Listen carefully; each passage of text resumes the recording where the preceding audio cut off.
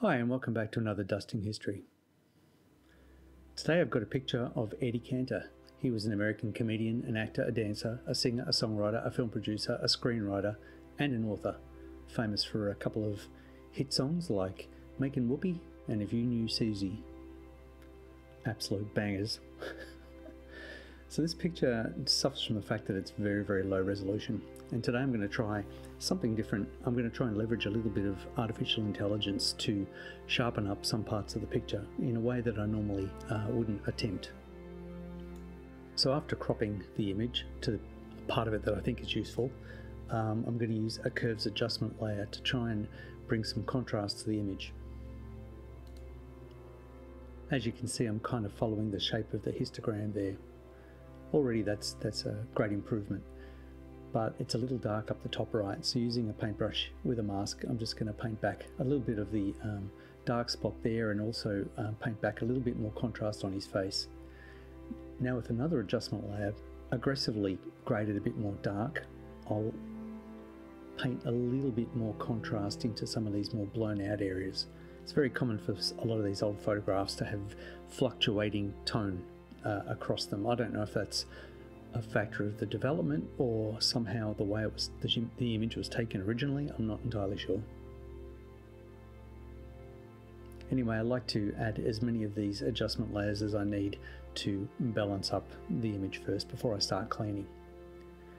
And speaking of cleaning, here I am 800 times sped up, going through with the remove tool, just taking the worst of the damage off the image. Now again, this is a very, very low resolution picture. So yeah, there's a lot of JPEG artifacting, there's a lot of, well, crap basically all over it, and I'm just going to get rid of that and just tidy it up as much as I can before I try sharpening anything up. Again, playing with levels adjustments. Now here I am in Krita, and Krita has this AI image generating tool. And what I'm going to do is type in the description here. I'm not even sure if I've got my dates right. And using only about, what have I got, 6% of an effect there, I'm just getting it to generate an AI image based on the reference image. And as you can see, it's changed a few things, but it's cleaned up the image somewhat. Now if I pull this slider up and keep hitting generate, I'll get a more clean image, but it'll stray further from the original photography. And as you can see, the higher I go, the more different the image gets. Like, look at that guy's face. It's using the image as a basis, but it's generating more and more, well, all the way up to that. It'll just go completely off the reservation, do something different. And there's all these different models you can use to try and generate imagery as well. Like this one will do like a cartoon or an illustration of that image as well, see? So after fiddling around with these for a while, just to see what I can do, I end up with something fairly subtle that I think just sort of cleans up the picture a little bit. And what you'll see is once I'm back in Photoshop, I'm really not going to use this image for anything critical. This is more just for the background stuff. I have used this relatively successfully for sharpening up damaged or ruined images, but I tend to always go back to the original face or the original details that are important for historical accuracy, and only use this AI tool to clean up other areas that don't necessarily matter so much. Now this AI generation tool's also got an upscale node here, and I thought I'd give it a go and see what it would do to this AI enhanced picture. And it took a long time. This footage has all been sped up quite a bit, and I have to say I don't think it did a great job. The results coming up here, there, really crunchy and sharp, full of artifacts. So I went back to the tried and true. I saved this out, head into Topaz, and I did two things.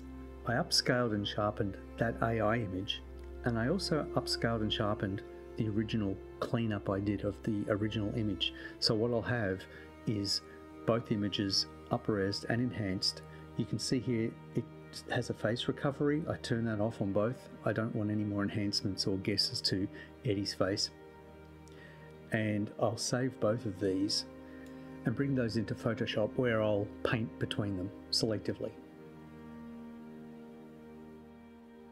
So here in Photoshop I have both the AI enhanced image, high res, and the original Eddie, high res. Now I've put the two together and toggle between them, and there's just something kind of cleaned up about that AI one I like. So I'll put a mask layer in, and then using a large brush, I'm just going to go through and paint in the areas I want to keep the AI enhanced image. And you'll see I'll mostly do the background, a little bit of Eddie's suit, a few details here and there, and you'll notice by the mask in the top right there, the areas I'm restoring. And what I also do is turn on and off the mask as I work, just to make sure I'm not accidentally doing the wrong thing, like I accidentally painted in his hand here. But I do like the way the AI has blended the edge of his finger into the wood there.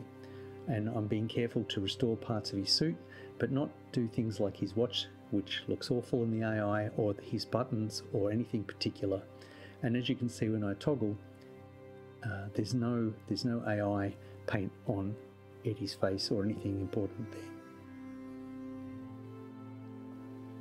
All over, I just think it brings a level of smoothness or uniformity to the image.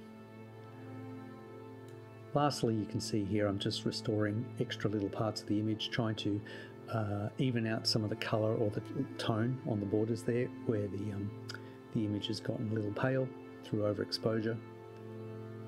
I don't think there's anything super critical there that I need to be super careful of. And hopefully it's clear that I'm using AI as a tool to help enhance or correct the image, but only in places that don't matter. I'm going to continue playing with the tech. I think it's super interesting.